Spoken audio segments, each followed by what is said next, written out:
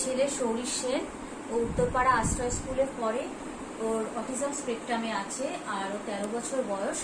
তো যেহেতু intellectual disability আছে, তো আমি চাইছিলাম ও ডেইলি লাইফ অ্যাক্টিভিটিগুলো যেন ভালোভাবে শিখতে পারে।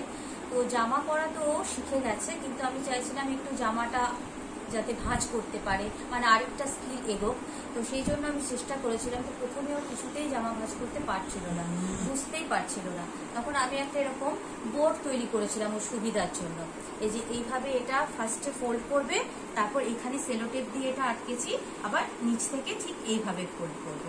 তো আমি দেখাচ্ছি সেটা কিভাবে শিখিয়েছিলাম ওকে। জামাটা এইভাবে রাখবো না বাবা, এটা ধরো, বোর্ডটা ধরো, বাহাত ধরো, এখানে এখানে রাখবো। বোর্ডটা ধরে এইভাবে ফোল্ড করলাম, তারপর আবার নিচের বোর্ডটা ধরো, নিচের বোর্ডগুলো ধরো দু হাতে এইভাবে ফোল্ড করলাম। তো এইভাবে আমি ওকে জামাটা ভাঁজ করা শিখিয়েছিলাম এইভাবে। তো এখনো বোর্ড ছাড়াই মোটামুটি ভাঁজ করতে পারে। দেখাও, করো, ধরো,